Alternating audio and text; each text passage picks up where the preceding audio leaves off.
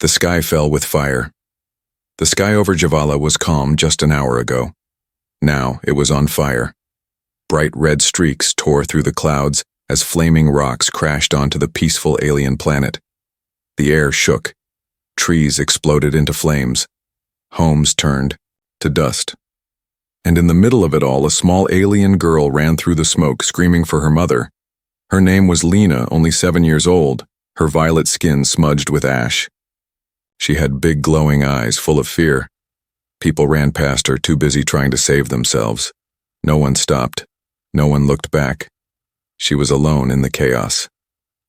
Far above the planet, a human rescue pilot saw the disaster unfolding. Captain Eric Vance didn't wait for orders. He pushed his ship straight into the storm. His mission was simple: save whoever he could. He didn't know this planet. He didn't know the people. But when he saw the little girl crying on his monitor, he made his choice. Eric's ship shook violently as it entered the atmosphere. A meteor hit one of his wings. Smoke burst out. Alarms screamed, but he held the controls tight. "I'm coming, kid," he whispered. The ship crashed hard into the ground not far from Lena. Dust flew everywhere. Eric jumped out, ignoring the fire spreading behind him. His suit shielded him from the heat, but not from the fear. "Hey, you," he shouted, spotting Lena through the smoke. She turned, eyes wide. Another flaming rock roared through the sky above. It was heading straight for her. Eric ran, faster than he ever had before. He grabbed her and threw both of them to the ground. A loud explosion lit up the sky as the meteor hit the spot where she had just been standing. For a moment, there was silence. Then Lena began to cry.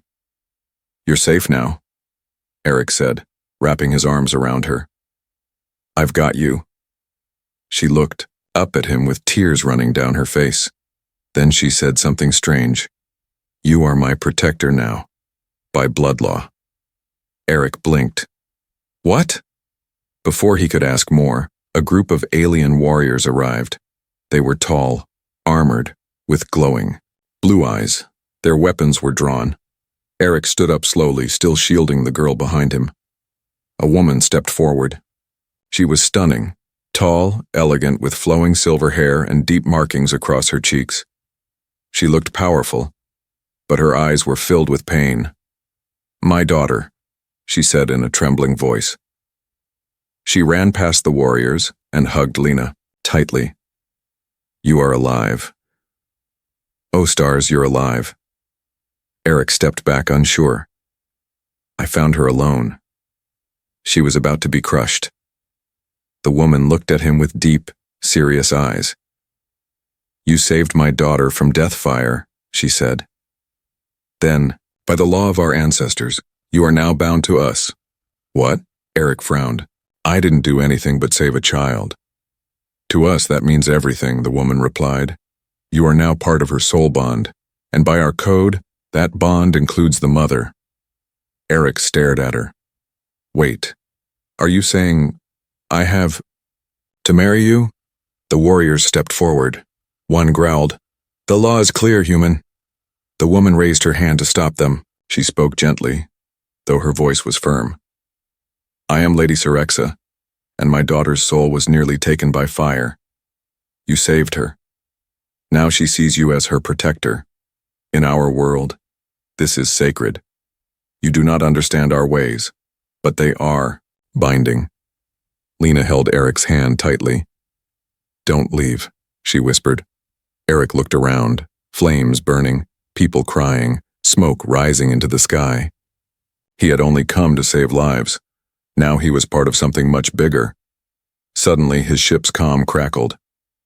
"Captain Vance, are you alive? Report your status." He didn't respond. He looked at Lena, then at Cerexa. The words rang in his ears again. "By law, you must take us both." The sky above them was still burning. But in Eric's heart, a new fire had started, one that had nothing to do with war or orders. It was the beginning of a bond no one expected. Captain Eric Vance sat on a stone bench near the remains of an old Javelin temple. He looked out over the burning horizon. Smoke rose from shattered towers, and the air still smelled of ash and fear. The little alien girl, Lena, curled up beside him, resting her head on his arm. She hadn't let go of him since he saved her. That moment had changed everything. He thought he was just doing his duty. But now, this child believed he was her protector, and her people believed it too. Footsteps echoed through the temple ruins. Eric turned and saw her again. Lady Cerexa. She walked with the grace of royalty, dressed in ceremonial robes that shimmered despite the dust. Her eyes, sharp yet tired, met his with quiet power. "You're still here," she said softly. "I couldn't leave her alone," Eric replied, looking at Lena. Cerexa gave a small nod. "You have already accepted more than you know." Eric stood up. "Look, Lady Cerexa, about this law you mentioned." She raised a hand. "Let me speak clearly, human. What happened was not small. You carried my daughter through Deathfire. You shielded her body with yours. You earned more than honor. You are now bound to her soul by the right of the flame." Eric sighed. "I'm a soldier. I don't know anything about your rights. In our world, saving a child during a deathfall is no accident. It is fate. The bond is sealed. And by ancient code," she paused, "the bond includes the mother." He blinked. "Are you saying this law ties you to me?" Cerexa stepped closer. "Yes. To protect her, you must also protect me. Our bond must be whole. If you walk away now, Lena becomes lawless. She would lose her name, her place, and her future." "What kind of law punishes a child for being rescued?" Eric asked, frustrated. Cerexa didn't answer immediately. Her gaze dropped to the floor. "Javala is a proud world, but pride can be cruel. You are not being forced, Captain Vance, but if you reject the bond, my daughter will suffer. And I will be cast out." Lena tugged Eric's sleeve. "Don't go," she whispered. "You held me. You're strong." He crouched down to her level. "Lena, I'm not one of your people. I don't even belong here." She touched his face with her tiny, glowing hand. "But you belong to me." Those words hit Eric harder than any bullet ever could. He looked up at Cerexa. "And if I say yes, what does this bond mean? Am I your prisoner, husband, property?" Cerexa straightened her shoulders. "It means we become one family. You are given the right to stay with us, to protect, to share, to lead. We will be tied together by blood and law, not by chains. If you accept, you are respected. If you run, we are shamed forever." Eric stood up. The weight of her words pressed against him. It wasn't just about laws, it was about honor, survival, and a child's future. "I need time to think," he said finally. Cerexa nodded once. "You have until tomorrow's sun sets. Then the High Council will ask if you accept the bond. If you say yes, we begin the rite of joining. If you say no, they will take Lena away." Eric's heart stopped. "What?" "She will be taken to the fire priests," Cerexa said with pain in her voice. "They believe she has been soul-stained by an unworthy bond. They will break her tie to you, through ritual, or death." Eric's hands clenched. "She's just a kid." "She is my child," Cerexa whispered. "But she is now yours too, whether you accept it or not." Thunder rumbled in the distance. Another storm was coming, but this one wasn't, made of fire. Eric looked at the girl so small and quiet beside him, then at Cerexa, so strong and yet so vulnerable. The choice was clear, and it wasn't easy. Tomorrow, he would have to answer, and no matter what he chose, his life would never be the same again. The next morning, the skies above Javala were clear, but Eric Vance's mind was not. He stood outside the stone walls of the Sanctum of Flame, where the ancient laws of Cerexa's people were written. The building looked like a cathedral and a battlefield combined. Giant stone arches, burning braziers, and warrior guards carved into every pillar. Eric had flown through wars. He had seen machines tear apart planets. But now he was facing something worse than any weapon, an alien tradition older than any human memory. Inside, the High Flame Council had gathered to hear his answer. "Do you accept the bond of blood and fire?" asked the head priest, his voice deep and echoing. "Do you bind yourself to the mother and child as protector and mate, as written in the Code of Elders?" Eric didn't speak at first. His eyes scanned the chamber. Syrexa stood at one side, tall and composed, but her hands trembled slightly. Lena sat quietly beside her, watching him with hope so bright it almost hurt. Eric stepped forward. "I don't understand your laws. I don't understand your gods, but I do know this." He pointed to Lena. "She needed someone, and I was there." He turned to Syrexa. "She's your daughter. You love her. I saw it in your eyes. But you were ready to lose everything to protect her bond to me. That means something." The priest frowned. "Then, do you accept?" Eric took a breath. "I accept the bond. But not because your code demands it. Because they matter. A hush fell over the room. Then slowly the priest nodded. "So it shall be." The council lit the ceremonial fires. A golden thread was placed in Eric's palm, then wrapped around his wrist. Syrexa's hand was tied to his, a symbol of unity, of law, of fate. But even as the flames danced, trouble was brewing. As the ritual ended, one council member stepped forward, General Corin Thesk. He was tall, armored, and scarred from old battles. His face was hard and cold. "This is madness," he growled. "A human? Tied to royal blood? Our people will never follow such a bond." Syrexa stood straight. "He saved my child. That is stronger than blood." Corin's eyes narrowed. "And if this was all a trick? A human ploy to gain our secrets? You'd let an outsider carry our traditions?" Eric didn't back down. "I didn't come here to be your enemy. I came to help." They looked at each other. Not with hate, but not with warmth either. Just understanding the distance between them. Then Lyra spoke. "Can I call him Papa now?" she asked in a small voice. Sarala froze. Ethan blinked. Lyra tilted her head. "He saved me, he held me, he made the fire go away." Ethan scratched the back of his head. Sure, if that makes you feel safe." Lyra beamed. She ran to him and hugged his arm tightly. Ethan sat frozen for a second, then slowly placed his other hand over hers. For the first time, Sarala's expression softened. "She's never spoken to another man that way," she said, quietly. "I'm not just another man," Ethan replied. "I'm the guy who ran through fire for her. Don't forget that." Sarala's eyes narrowed slightly. "Believe me, I never will." Just then the ship lights flickered. Ethan stood up instantly. "What was that?" Sarala also rose, looking around. "Systems shouldn't be failing." Hologram appeared in the middle of the room. The AI voice spoke in calm tones. "Unidentified vessel approaching. No response to communication. Possible threat." Ethan's military instincts kicked in. "Where's it from?" Sarala walked toward the panel and tapped a few symbols. Her face went pale. "It's from Velaris, but it doesn't belong to our royal fleet." "Pirates?" Ethan asked. She shook her head. "Worse." "Who then?" Sarala turned slowly.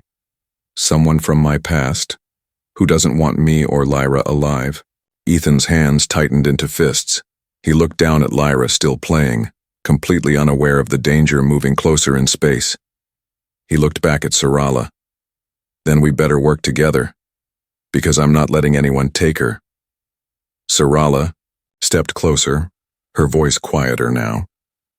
"If you protect her, I will stand beside you. Even if this bond is only duty, I won't let you fight alone."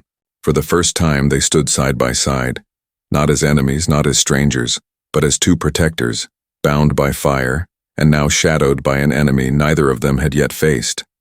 The stars outside the ship began to vanish, one by one, not because they were going out, but because something massive was blocking them. Ethan stood on the observation deck, staring at the silhouette of the unknown vessel. It wasn't a cargo ship. It wasn't a military cruiser. It was something different, dark, quiet, and watching. Behind him, Sarala entered with a slow, careful step. "I know that ship," she said softly. Ethan didn't look at her. "You want to tell me who it is?" She walked beside him, her silver robe brushing the floor. "His name is Lord Venak. He was once my betrothed, before I chose exile, before I chose freedom." Ethan raised an eyebrow. "So he's your ex-fiancé?" "He was chosen by the council to marry me and rule Velaris. I refused. They tried to force me, but I escaped with my daughter." Ethan turned to her now. "And he's the one who caused the disaster?" Sarala's voice tightened. "He always wanted control. When I ran, he lost his power. The collapse of Velaris was his revenge. He wanted to kill us both in the fire, but you ruined his plan." Ethan stepped away from the window. "So now he's here to finish the job." She nodded. "He won't stop until Lyra is gone. With her out of the way, he can claim the throne without question." "And what happens if he gets to her?" Sarala looked at him, her eyes cold. "He will not just kill her. He will erase her, burn her name from our records as if she never existed." Ethan clenched his fists. "Not on my watch." The ship's alarm blared suddenly. "Incoming message from hostile vessel." A hologram opened in the air. A tall figure appeared. Humanoid, but armored in jet black and lined with glowing red veins. His face was sharp, cruel, and still. "Lord Venak." "Princess Sarala," he said in a smooth, mocking voice. "Running didn't save you. Marrying a human won't protect you. Give me the child and I may let you live." Sarala stood tall. "You'll never touch her." Venak smirked. "Then watch her die slowly, like your world did." The hologram vanished. The ship shook. "Shields at 60%, the AI reported. Missiles incoming." Ethan ran to the console. "Can we jump to hyperspace?" Sarala tapped quickly on the alien interface. "No. He disabled our core field. We're trapped." Ethan growled under his breath. "Of course we are." Sarala looked at him. "There's one way out." "I'm listening. I still have access to the royal override codes. I can restart the shield field only for 60 seconds, just enough to launch an escape pod." Ethan narrowed his eyes. "Escape pod? You mean get Lyra out?" "Yes. What about us?" Sarala looked away. "There's only one pod." Ethan's voice hardened. "You want to leave her alone out there?" "No," Sarala said. "You'll go with her." He stared at her. She continued. "You're the only one I trust to protect her. You're the only one she trusts." Ethan was silent. Then he slowly shook his head. "No deal," he said. "You're coming too. There's no time for... I don't care. You think I'm going to bond with you, become part of your family, and then leave you behind to die?" Sarala looked stunned. "You don't get it," Ethan said, stepping closer. "You're not just some alien princess anymore. You're her mother. That makes you part of this." She took a long breath. "Then we'll need a plan." The ship rumbled again. Sparks flew from the walls. Ethan grinned, just a little. "Now that sounds more like it." Together they turned toward the center control room. Lyra peeked from behind a wall, clutching her toy. Ethan knelt down and picked her up. "Stay close to me, kid," he said. Things are about to get loud. The cold space outside seemed to grow darker, but inside the ship a new fire had started, and this time Ethan Voss wasn't running from it. He was going to light it himself. Red lights flashed across the control room. The ship groaned under another hit. Sparks burst from the walls. The shields were falling apart and the hull wouldn't last long. But Ethan didn't flinch. He stood over the command table, planning fast, thinking faster. Next to him, Princess Sarala's fingers flew across the glowing controls of the alien interface. Her calm voice cut through the alarms. Launching the escape pod now is risky. If Venak targets it, we lose everything. Ethan shook his head. No. He wants her alive. He'll never shoot the pod. He needs her to claim the throne. Then we use that against him, she said. They both turned as the doors slid open. Lyra stepped in. She looked tiny in the chaos. Her big glowing eyes locked onto Ethan. I'm scared, she whispered. Ethan knelt and picked her up in one arm. That's okay. I'm scared too, she smiled weakly. But you're strong. Sarala's eyes flickered with something soft. Ethan turned back to the console. How much time can you give us with the override code? 60 seconds, Sarala said. Enough to launch the pod and confuse his systems. I'll take her, Ethan said. You'll follow after. But Sarala shook her head. No. I will stay and guide the attack away. He's expecting you to protect Lyra. He's not expecting me to fight. Ethan's voice dropped. That's suicide. Sarala didn't answer. He stepped toward her. You think this bond is just a rule? You think I'm just a soldier with no heart? She finally looked at him. What are you saying? I'm saying I didn't run through fire for just your daughter. I did it because I couldn't stand the idea of someone innocent dying. Because of people like Venak. I'm not leaving either of you. Sarala stared at him. Something cracked in her face, something soft and real. Then a loud bang shook the entire ship. A red warning flashed. Boarding imminent. Venak was done playing. Ethan's military instincts returned. Get Lyra into the escape pod. Lock it from the inside. You and I will hold the main hall. Sarala nodded, then turned to her daughter. You must be brave, my light, she said. You must trust Ethan. He will keep you safe. Lyra hugged her tightly. Come with us, Mama. Sarala kissed her forehead. Soon. They placed Lyra in the pod. The small capsule glowed around her, humming with power. It was quiet. Too quiet. Outside, the ship shook again. Ethan sealed the pod. Shield window in 3, 2, 1. He hit the button. A flash of white light fired across the hallway as the pod launched into the stars. Safe. For now. But the hallway behind them exploded. Shadowy armored figures poured into the ship, Venak's personal soldiers. Ethan raised his plasma rifle. Sarala raised her wrist. Her weapon was elegant, glowing, sharp. They stood shoulder to shoulder, one human, one alien, protecting one child, with one heart. The first wave of attackers came. Ethan moved fast, blasting 2 before they reached the floor. Sarala sliced through another with a spinning arc of light. Their weapons were different, but their rhythm was perfect. Back to back they fought. One enemy fell, then 2, then 5. But there were more. Sarala was hit in the side. She dropped to one knee. Ethan grabbed her arm, shielding her with his body. A blast grazed his shoulder. He gritted his teeth. You okay? She looked up, breathing hard. You're still protecting me. I said I wouldn't leave you behind. She stared at him as the enemy regrouped. Then she whispered, Then I will protect you too. Together they rose again. More soldiers came, and this time, Sarala used her royal override. She slammed her hand onto a glowing panel beside the wall.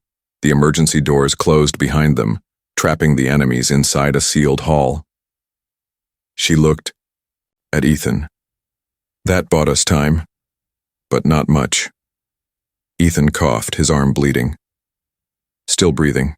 Let's find Lyra. We finish this. Together. She nodded. Together.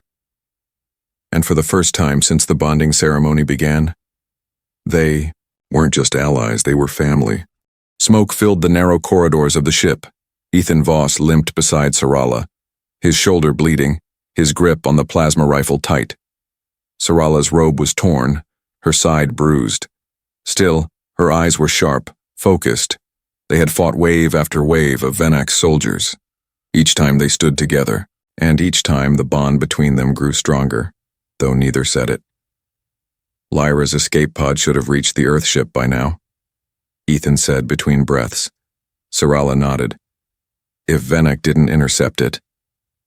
Ethan stopped walking. Don't say that. I'm being honest. He looked at her face hard. She'll make it.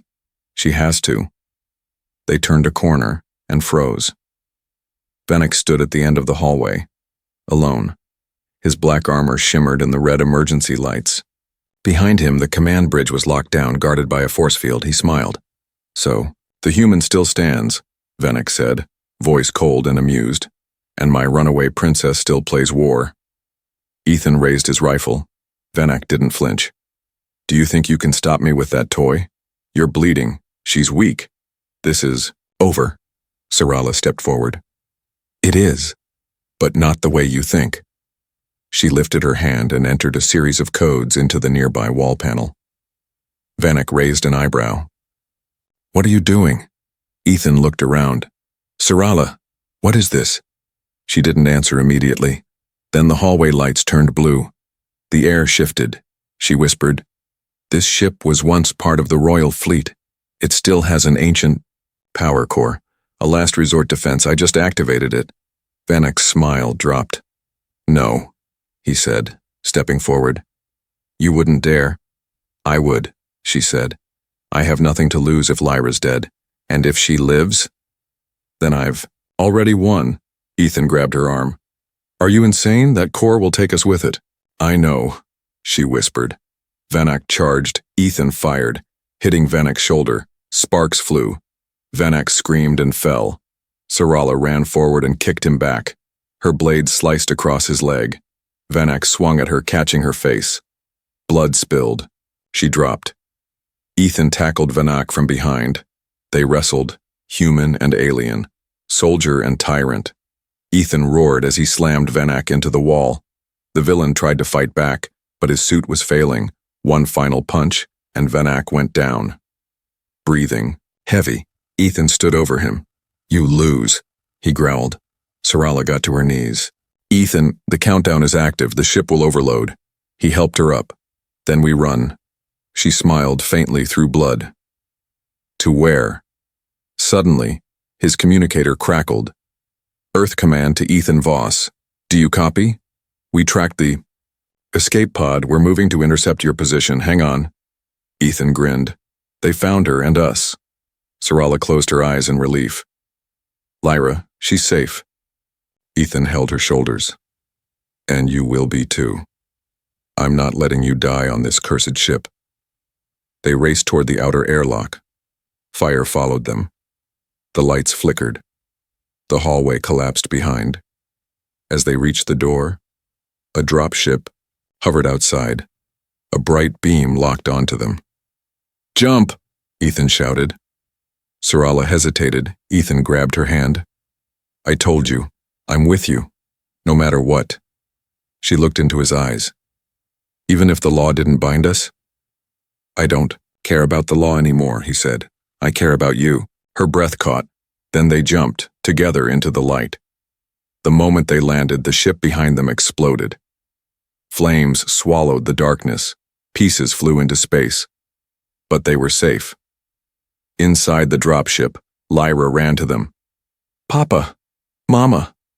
Ethan dropped his rifle and caught her in his arms. Sarala joined them, holding both close. Ethan looked at Sarala, and for the first time, she smiled with warmth. No rules. No law. Just feeling. And in the middle of war, a spark of something new had begun to burn. 1 week later, the Great Council of Velaris gathered in orbit over Earth. 12 alien leaders stood in a perfect circle aboard the Silver Star Dome, each wearing robes that shimmered like galaxies. The room was silent, filled with power, history, and judgment. At the center stood Ethan Voss. His Earth military uniform was patched and worn, but he stood straight, hands behind his back. His eyes were sharp, calm, steady. Beside him stood Sarala, dressed in royal white with streaks of gold, symbols of her noble blood and her new bond. In her arms, little Lyra clung to both of them. One of the council elders finally spoke. "You are not Valerian. You are not royal. You are human," he said to Ethan. "And yet you defied death. You saved the heir. You fought Lord Venak. You destroyed a traitor." He paused. "And now you stand before us as one of our own." Another elder leaned forward. "You accepted the bond under law. But what of the heart? Do you choose this union with your will, not just your duty?" Ethan glanced at Sarala. She did not look at him. She was staring straight ahead, as proud and strong as ever, but he didn't need her eyes to answer. "I do," Ethan said. "I chose them both, not because of law, but because I couldn't walk away, and I never will." Gasps rippled through the council. Even Sarala blinked. She turned to him, stunned. Then Lyra giggled and whispered, "He means it, Mama." The head counselor raised his staff. "Then the bond is no longer a law, it is real. Earth and Valeris are joined not by treaty, but by family." Lights burst around the dome as the crowd outside cheered. 1,000 voices, alien and human, celebrated the beginning of something new. Peace, honor, and a bond that no law could ever force. Later that night, in a quiet room aboard the Star Dome, Ethan sat alone on a balcony. He looked up at the stars. So many of them, so far from where he started. Footsteps approached behind him. Sarala stepped out, her hair loose for the first time. "You didn't have to say what you did," she said softly. Ethan smiled. "I meant every word." She sat beside him. "I never trusted humans before," she admitted.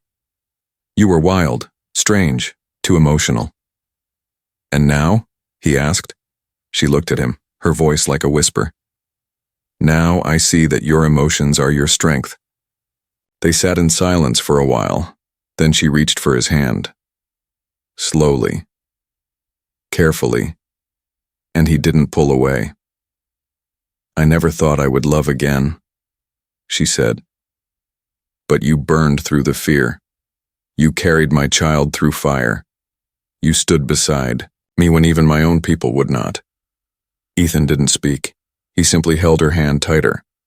Inside, Lyra slept peacefully. For the first time in her life, she was safe. Not because of titles or blood, but because of love. A human soldier, an alien princess, and a child who brought them together. They had no crown, no throne, but they had something stronger. A family, and in the dark, starry sky of two worlds, and that was enough.